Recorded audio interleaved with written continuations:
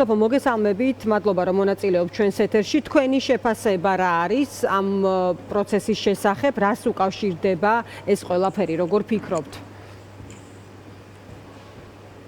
მოგესალმებით, პირველ რიგში მე მინდა გიპასუხოთ ჭიათურიდან, ჭიათურაში ვარ ახლა და აი რაც ხდება აი ამ ვითარებაში, აი აქ ჭიათურაში ადამიანები შიმშილობენ და ითხოვენ თავიანთ კუთვნილ ხელფას და ითხოვენ ღირსეულ სამუშაო პირობებს.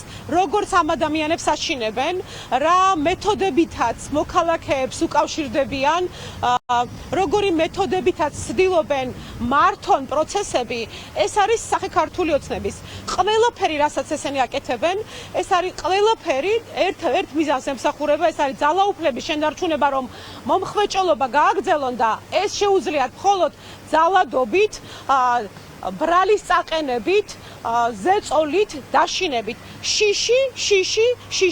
შიშის თესვა, ეს არის ის რესურსი, რომელი რესურსიღა შერჩა ქართულ ოცნებას. ამიტომ ყველა მათი განცხადება, ყველა მათი მოქმედება, ყველა მათი სტრატეგია თუ ტაქტიკა ერთადერთი მიზნით ხდება. მომხვეჭელობა გააგრძელონ. ის რაც ახლა ჭიათურაში ხდება. როგორი მომხვეჭელობითი დამოკიდებულება აქვს აქ ხელისუფლებას, რომელიც კარტელურ გარიგებაშია აქ ვითომ კომპანიასთან, როგორ ანადგურებენ, აჩანაგებენ საქართველოს ამ კუთხეს ხალხს. ეს არის მათი ხაზი. ყველგან დააშინონ ადამიანები, შექმნან ვირტუალური რეალობა, ის რეალობა, რომელიც მათ წარმოუდგენიათ, ტვირების გამორეცხვით, პროპაგანდით, ის რეალობა შექმნან, სადაც მხოლოდ შიში იქნება და ამ შიშის საფუძველზე მართონ პროცესები, იმიტომ რომ მეტი მოიპარონ. აი ეს არის ყველაფერი, რასაც ჩვენ ვუყურებთ იმ ქვეყანაში, რომელსაც ჭირდება კარგი სახელმწიფო. სოფო, აი საგამოძიებო მოქმედებების და პროკურატურის განცხადების საკითხსაც რომ მიუბრუნდეთ თუ შეიძლება, რადგან ეს ახალი ამბავია და ვფიქრობ საინტერესო იქნება მასზე კიდევ უფრო დეტალურად თქვენი განმარტებები. ეს როგორ ფიქრობთ, არის საფუძველი კონკრეტულად გახარიას წინააღმდეგ სამართლებრივი პროცესის დაწყების, იმიტომ რომ ჩვენ პოლიტიკური განცხადებები, მათ შორის დღესაც მოვისმინეთ რამდენიმე დეპუტატის მხრიდან ქართული ოცნების, რომ გახარიას მოუწევს ყველანაირი პასუხისმგებლობის აღება, მათ შორის რატიპის დავალებები იყო გაცემული და ეს იქნებაო სრულად გამოძიების საგანი. ერთ-ერთი დეპუტატი საუბრობდა. ეხლა ვხედავთ რა პროცესიც მიდის. ანუ ნაკლები კითხვა რჩება უკვე იმაზე, რა გეგმა შეიძლება ჰქონდეს გამზადებული ოცნებას თქვენი პარტიის ლიდერის წინააღმდეგ? მოდით ასე ვიტყვი, გიორგი გახარიამ ძალიან კარგად იცის რა ბრძოლაში შევიდა და მზად არის ყველაფრისთვის. თავარი მაინც არის, რომ ჩვენ ყველამ ვიცით გიორგი გახარიამაც და გუნდში ყველამ ვიცით, რომ ჩვენ გვაქვს თავი გადადებული ჩვენი სამშობლოსთვის და ამ ქვეყანაში, ჩვენ საქართველოში მცხოვრები ხალხისთვის. ეს ვიცით. ამიტომ ის რა ვირტუალურ რეალობას, რა რაღაც ახალ და დამატებით მას საფუძვლებს მოიფიქრებენ. ბევრი მოგვისმენია, მას შემდეგ რაც გიორგი გახარია პოლიტიკაში დამოუკიდებლად შემოვიდა, მას შემდეგ არის ჩვენზე მსგავსი ზეწოლები. პირველი პერიოდი გახსოვთ, ეს იყო, რომ თითქოს გადატრიალების მოწყობას გეგმავდა შინაგან საქმეთა სამინისტროს და თავდაცვის სამინისტროს მაღალჩინოსნებთან ერთად. მერე იყო, რომ რაღაცა ნარკომანი არის, მერე იყო, რომ რაღაცა სააკაშვილს შეხვდა და სულ მუდმივად რაღაც ასეთი ბრალდება ისმოდა. მე deep state-მა დარეკა თურმე. ჩვენ ამის არ გვეშინია, ძალიან მყარად ვართ. რაც არ უნდა შეკეროს, შეთხზას, მოიფიქროს, რაღაცა ვირტუალური რეალობების შექმნას და ამას არანაირი მნიშვნელობა არ აქვს ჩვენთვის. თვითონ ამ განცხადების შინაარსს მოტივაცია ვიბრძოლოთ. სოფო, ამ განცხადების შინაარსს იცნობთ თქვენ პროკურატურის განცხადების, მე მესმის რომ თქვენ ჭიათურაში ხართ. კიდევ ერთხელ გეუბნებით, კიდევ ერთხელ. რატომ გეკითხებით, იცით რომ აქ არის საუბარი იმაზე, რომ ევროპულ სასამართლოს მიიღებული აქვს გადაწყვეტილება, აი კონკრეტულად შინაგან საქმეთა სამინისტროს მხრიდან ძალადობით და იარაღის გადამეტების ფაქტებზე. ანუ თუ იცით ეს დეტალები, უბრალოდ გეკითხებით როგორც გახარიას გუნდის წარმომადგენელს, ანუ რა გადაწყვეტილებაა ზუსტად როდის არის მიღებული და რას ეყრდნობა პროკურატურა, როგორც წერენ. გიორგი გახარია იყო შინაგან საქმეთა მინისტრი, მოქმედი შინაგან საქმეთა მინისტრი, როდესაც 20 ივნისის საქმეზე დაიწყო გამოძიება პროკურატურაში და გიორგი გახარია მოქმედმა შინაგან საქმეთა მინისტრმა პირველად საქართველოს ისტორიაში, საქართველოს სახელმწიფოს არსებობის ისტორიაში მისცა დეტალური ჩვენება 20 ივნისის საქმესთან დაკავშირებით. გიორგი გახარია იყო ის ადამიანი, რომელიც ასევე ეწინააღმდეგებოდა იმ ამნისტიას, რომელი ამნისტიაც ქართულმა ოცნებამ ნაცმოძრაობასთან ერთად პარლამენტში მიიღო. ამიტომ კიდევ ერთხელ ვამბობ, რომ ყველა განმარტება 20 ივნისთან დაკავშირებით, გამოძიებასთან თანამშრომლობა თუ გამოძიებისთვის დეტალების მიწოდება გიორგი გახარიას უკვე გაკეთებული აქვს და ეს გაკეთებული აქვს ჯერ კიდევ მაშინ, როცა ის იყო მოქმედი შინაგან საქმეთა მინისტრი. ამიტომ იქ რაღაცა დამატებითი ახალი დღეს გუშინ აღმოჩნდა რაღაცა არაფერი არ არსებობს. ყველა დეტალი 20 ივნისთან დაკავშირებით, ყველა დეტალი, მთელი ოპერაცია დღე, მანამდე როგორ იყო, მე რა ხდებოდა, ამაზე ყველაფერზე პასუხები გაცემული აქვს გიორგი გახარიას პროკურატურისთვის. დანარჩენი გეუბნებით, ეს არის ანტურაჟი, ეს არის მცდელობა დაგვაშინონ, ეს არის მცდელობა რომ ყურადღება გადაიტანონ ჩვენზე, მაგრამ გიორგი გახარიაზე მეტად რეალურად დღეს ყველაზე და გიორგი გახარიას ჩვენი პარტიის, ჩვენი ყველას მიზანი არის პოლიტიკაში ადამიანები დავაბრუნოთ და პოლიტიკა ამ ხალხის მსახურებისთვის იყოს რეალურად. აი ხა ჩვენ აქ ჩვენს უკან არის ეს კარავი, სადაც ადამიანები ითხოვენ გათავისუფლებას, დასჯილების, გატაცებულების იმ მაღაროელების, რომლებაც ხმა მოიღეს. და იცით რა იყო, სანამ დააკავებდნენ ამბობდა ერთ-ერთი მაღაროელი? მე ქართულ ოცნებას მივეცი ხმა, მე ეს ხელისუფლება მოვიყვანე და თქვენ რატომ სჯითო?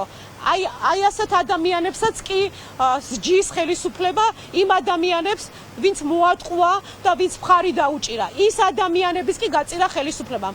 ჩვენ რაც არ უნდა კიდე რამდენ საქმე შეკერავენ, კიდე რამდენ რამეს მოიფიქრებენ, კიდევ რაღაც ილუზიებს შექმნიან, ვირტუალურ რეალობას თავიანთი პროპაგანდისტული ტყუილების გამავრცელებელი. მედით სიმართლე ის კატეგორია, რომელიც არსებობს, იმის მიუხედავად დაინახავ მას, მოისმენ მას, თვალს გაუსწორებ თუ არა, სიმართლე ასე მოდის და დადგება არსად არ წავა. აი ასეთი კატეგორია სიმართლე. ამიტომ რამდენი დამატებითი გამოძიებაც არ უნდა დაიწყოს, ჩვენს ბრძოლას გავაგრძელებთ და არ დავიხევთ, იმიტომ რომ ეს სჭირდება იმ ხალხს, ვინც ამ ქვეყანაში ცხოვრობს. საქართველოს ხალხს სჭირდება ჩვენი ბრძოლა. ეს უნდა გაიგონ იმათმა, ვინც პროკურატურას ახალ დავალებებს აძლევს.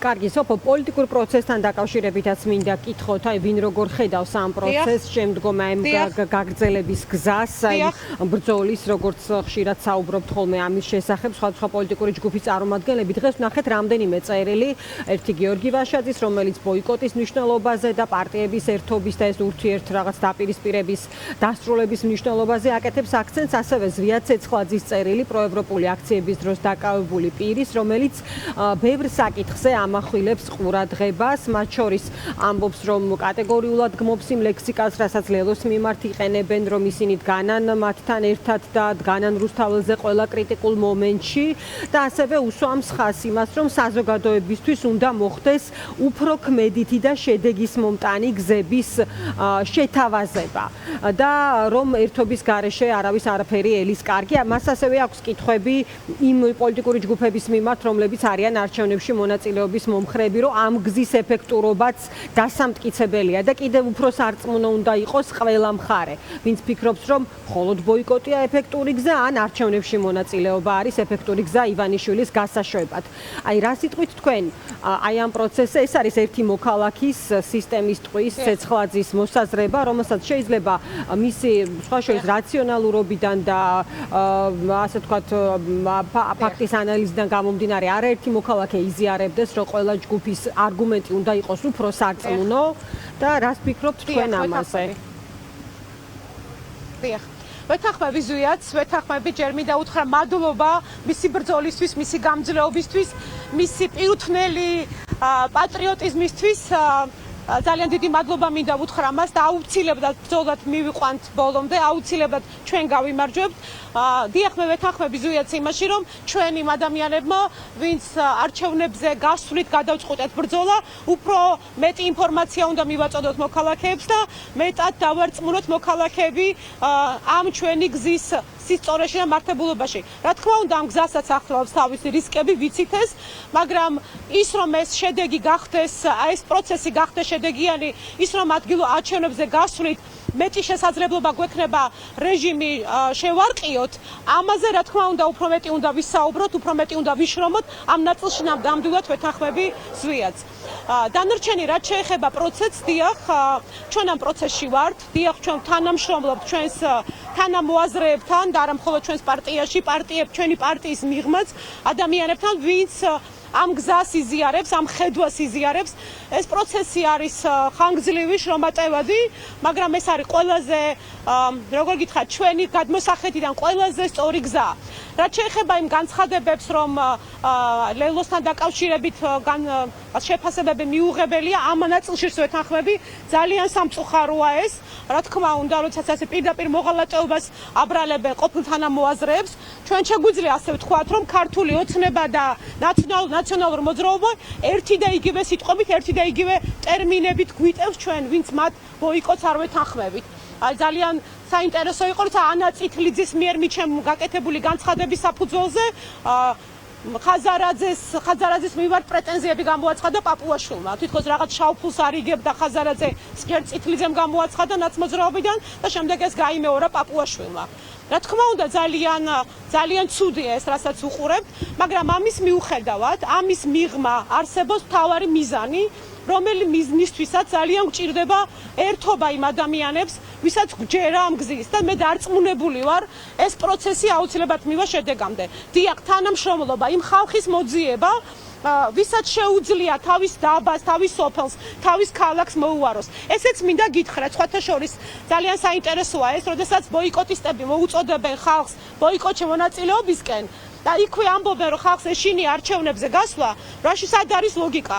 თუ ადამიანს ეშინია ფარულ არჩევნებზე ხმის მისაცემად მისვლა, რატო გაბედავს ის ღია პროტესტში ან ბოიკოტში მონაწილეობას? უფრო მეტად არ შეეშინდება? ამიტომ ვამბობ, რომ და თან კიდევ ერთი თვითმმართველობა ადგილზე ადამიანების როგორ გითხრათ, მუშაობა, მე არ ვეთანხმები ვაშაძეს, რომელიც ამბობს, რომ თვითმმართველობის არჩევნები არაფერი არ არის. თუ ჩვენ ამ ქვეყანაში რეალური ცვლილებები გვინდა, სისტემური ცვლილებები გვინდა, რეალური დემოკრატია გვინდა, ის უნდა დაიწყოს თვითმმართველობების დემოკრატიის შექმნით და გამყარებით და გაძლიერებით. ამიტომ ძალიან ბევრი სამუშაო გვაქვს ნამდვილად. სოფო, როგორ ფიქრობთ, აი მკაფიობის არქონა მხოლოდ თქო, როგორც თქვენ მოიხსენებთ, ბოიკოტისტების სუსტი წერტილია ამ შემთხვევაში, იმიტომ რომ ბევრჯერ ვახსენე უკვე ზვიადის წერილი, მაგრამ მას მე ვფიქრობ, რომ ძალიან საინტერესოდ აქვს დაყოფილი, რა კითხვებს უნდა უპასუხონ ეგრეთ წოდებულმა ბოიკოტისტებმა, როგორც თქვენ ამბობთ და ასევე რა კითხვებს უნდა უპასუხოს იმ პოლიტიკურმა ჯგუფებმა, რომლებიც არიან არჩევნებში მონაწილეობის მომხრეები. ამიტომ გეკითხებით, აი ამ მიმართულებაზე რა ტიპის მუშაობა მიმდინარეობს კონკრეტულად, იმიტომ რომ თქვენ შემთხვევაში ეს კონკრეტული საკითხია, ეს უნდა გამოიხატოს თქვენი ელექტორალური მხარდაჭერის ზრდაში, ხომ? თუ ეს თქვათ შესაძლებელია, ამ თვალსაზრისით არის საინტერესო თქვენი აზრი. აი კონკრეტულად როგორ უნდა მოხდეს ამ კაფეობის ჩვენება სამოქმედო გეგმის თვალსაზრისით და ასევე რა რესურსზე არის ლაპარაკი ამ შემთხვევაში? კი, სწორედ ჩვენ ახლა დავიწყეთ ეს პროცესი. ეს პროცესი ინტენსიურად მიდის. უახლოეს მომავალში საჯაროდ მეტი ინფორმაცია გამოვა აუცილებლად. ჩვენი მუშაობის შედეგებსაც უფრო მეტი ადამიანი დაინახავს. ჯერ მიდის ასე თქვა ტექნიკური სამუშაოები, რაც შეეხება ელექტორალურ გზას. ჩვენი მიზანი, ჩვენი პარტიის კონკრეტული მიზანი არ არის მაინც და მაინც ჩვენი კონკრეტული პარტიის ამომრჩევლის და ელექტორატის გაზრდა. ჩვენ აქ ეს პარტია, ეს არის პოლიტიკური ბრძოლის ინსტრუმენტი, ხომ გესმით? და ხშირად მომისმენია ბრალდებათ, რომ თქვენი პარტიის ინტერესები გაქვთო. ჩვენ ვამბობთ ესეთ რამეს, რომ ჩვენ მზად ვართ პარტიამ არ დააყენოს კანდიდატი, დაიხიოს უკან და იმუშაოს იმ ადამიანზე, იმ კანდიდატზე, რომელზეც შევჯერდებით, რომელსაც დაუჭერთ მხარს ჩვენი პარტია, სხვა დანარჩენი პარტიები, ის ადამიანები, ვინც ამ ხელისუფლების, ამ რეჟიმის წინააღმდეგ იბრძვით. ჩვენ ამას ვამბობთ ღიად. ეს არის რესურსი, რომ კარგი ადამიანები, ის ადამიანები, ვისაც აქვს ნდობა, ვისაც ვანდობთ და სოფელი ანდობს, ქალაქი ანდობს, დაბა ანდობს, ოლქი ანდობს მართვას, საკუთარი მომავლის განსაზღვრას, ეს ადამიანები შემოვიყვანოთ პოლიტიკაში. ეს არ არის რესურსი? როგორ არ არის ეს რესურსი, როცა შეიძლება კარგი ხალხი, კარგი ადამიანები, ვინც აქამდე არ იყო ასე შეიძლება პირდაპირ პარტიულ ცხოვრებაში ჩართული, ან თუნდაც პარტიული იყო, მაგრამ კეთილსინდისიერი ამ შრომელია. ასეთ ადამიანებზე შეთანხმება. ჩვენ ვამბობთ ამას, რომ ჩვენ მზად ვართ უკან ჩვენი პარტიული, ასე ვთქვა, კონკრეტული პარტიული ინტერესი დავთვალოთ და მაგალითად მაჟორიტარი არ დავაყენოთ იქან პირიქით ვიღაცას ვიზეთ შევთანხმდებით, იმაზე ვიმუშაოთ ჩვენი პარტიული რესურსით. რატომ არ არის ეს რესურსი, რომ ეს პროცესი ცოცხალი იყოს, ეს პროცესი საინტერესო იყოს, განსხვავებული იყოს იმისგან, რაც აქამდე იყო. რატომ არ შეიძლება ეს დავიწყოთ აქ?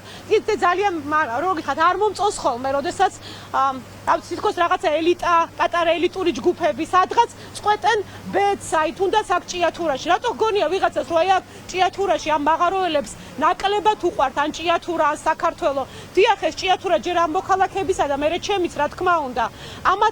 ამათ ყველაზე უკეთ იციან აქ ამ კონკრეტულ შემთხვევაში რა არის ყველაზე სწორი მათთვის და როგორი სახელმწიფო უნდათ, როგორი სამართლიანობა უნდათ. რატომ არ შეიძლება ვენდოთ? მე ვენდობი საქართველოს მოქალაქეებს და ვიცი რომ გადამწყვეტი ბრძოლა როცა იქნება, აუცილებლად გაბედულად შემოვლენ ისინიც ბრძოლაში. ამაში დარწმუნებული ვარ. უნდა ვენდოთ საკუთარ მოქალაქეებს. არ არის ესე რომ რაღაცა ეგრეთ წოდებული ელიტარული ჯგუფები, რომელსაც პარტიული თუ პოლიტიკური ლიდერები დავირქვით, მხოლოდ ჩვენ ვართ ის, ვინც ვიცით რა სჭირდება საქართველოს. უნდა ვენდოთ საქართველოს ხალხს, იმ ხალხს, ვისი მსახურებაც გვინდა ჩვენ პოლიტიკოსებს.